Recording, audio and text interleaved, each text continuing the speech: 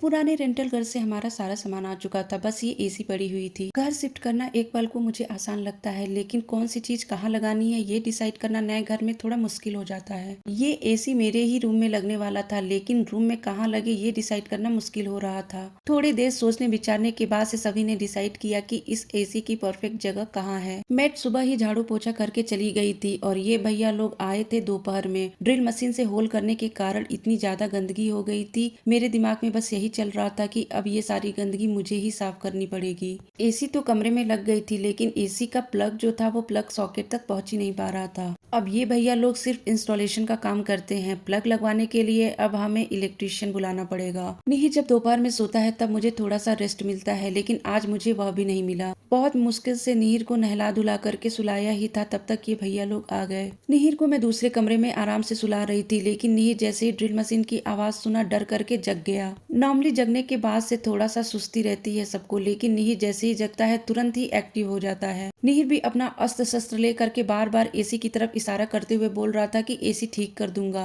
1.5 से 2 घंटे हो गए थे, लेकिन एसी इंस्टॉल हुआ ही नहीं। मैं इतना ज्यादा परेशान हो गई थी क्योंकि निहिर जग गया था और कुछ न कुछ छुए जा रहा था। एक पर्सन अपना काम कर रहा था और दूसरा पर्सन उसकी हेल्प कर रहा था। निहिर इन्हीं लोग के बैग से इन्हीं का सामान निकाल करके जो पर्सन हेल्प कर रहा था उसको दे रहा था। निहिर सामान ला ला करके इस भैया को दे रहा था और भैया वही सामान निहिर को दे करके बोल रहे थे कि जा करके इसको रखाओ। निहिर को दौड़ने भागने का काम बहुत ही ज्यादा पसंद है। ये सब करने में निहिर को बहुत ही ज्यादा मजा आ रहा था और मैं भी खड़े होकर के देख रही थी। एसी इंस्टॉलेशन का काम तो हो गया था, अब मेरी बारी थी साफ सफाई करने की। अब ये भैया बोले कि हम लोग साफ सफाई भी कर देते हैं। भैया ने मुझसे झाड़ू और डस्टबिन मांगा, मैंने ला करके उनको दिया। झाड़ू तो वो इस तरह से लगाए थे कि उनके जाने के बाद से मुझे फिर से झाड़ू पोछा करना ही पड़ा।